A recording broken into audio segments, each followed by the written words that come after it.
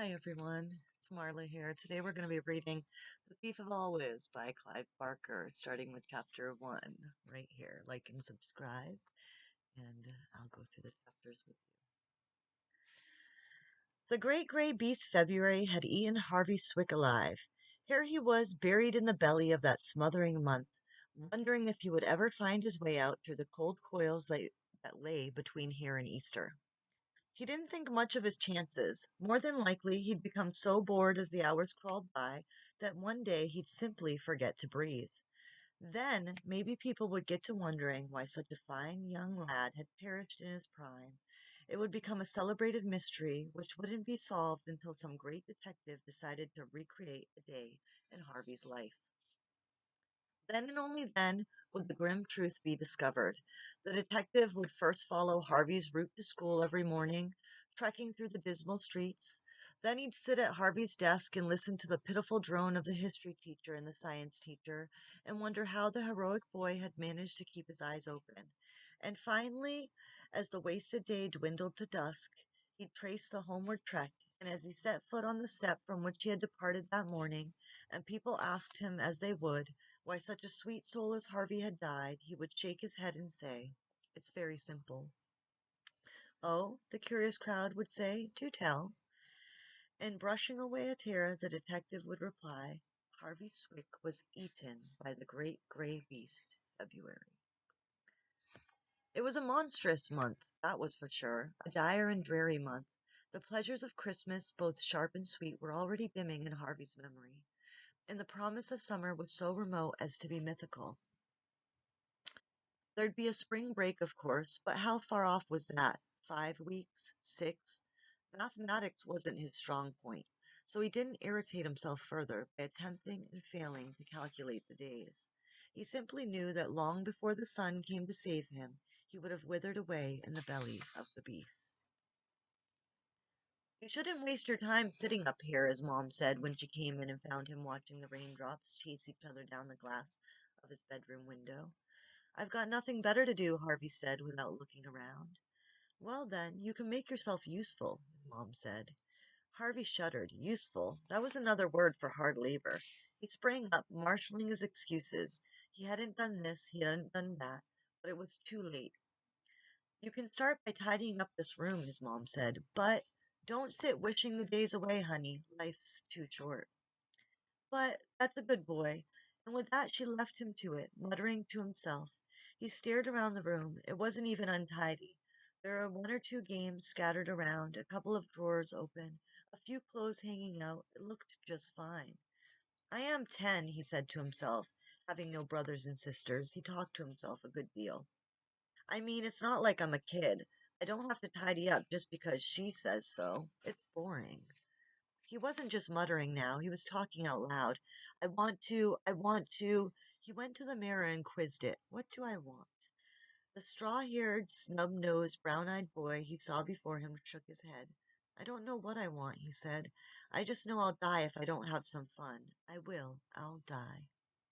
As he spoke, the window rattled. A gust of wind blew hard against it, then a second, then a third.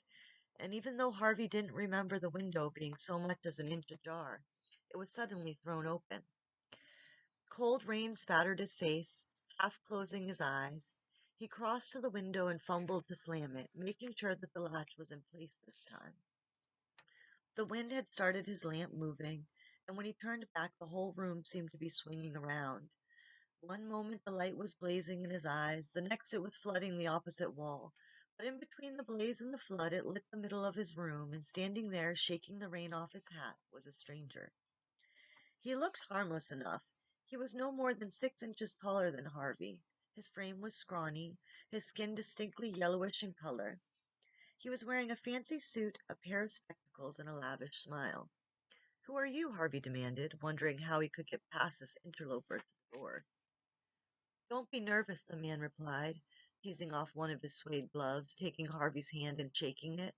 "My name's Rictus. You are Harvey Swick, aren't you?" "Yes." "I thought for a moment I'd got the wrong house."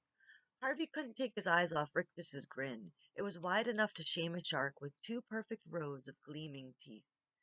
Rictus took off his spectacles, pulled a handkerchief from the pocket of his waterlogged jacket, then started to mop off the raindrops. Either he or the handkerchief gave off an odor that was far from fragrant. The smell, in truth, was flatulent. You've got questions, I can see that, Rictus said to Harvey. Yeah. Ask away, I've got nothing to hide. Well, how'd you get in, for one thing? Through the window, of course. It's a long way up from the street. Not if you're flying. Flying? Of course. How else was I going to get around on a foul night like this? It was either that or a rowboat. We short folk gotta watch out when it's raining this hard. One wrong step and you're swimming. He peered at Harvey quizzically. Do you swim? In the summer sometimes, Harvey replied, wanting to get back to the business of flying. But Rictus took the conversation in another direction entirely. On nights like this, he said, doesn't it seem like there'll never be another summer? It sure does, said Harvey. You know, I've heard you sighing a mile off, and I said to myself, there's a kid who needs a vacation. He consulted his watch. If you've got the time, that is. The time? For a trip, boy, for a trip. You need an adventure, young Swick, somewhere out of this world. How'd you hear me sighing when you were a mile away? Harvey wanted to know.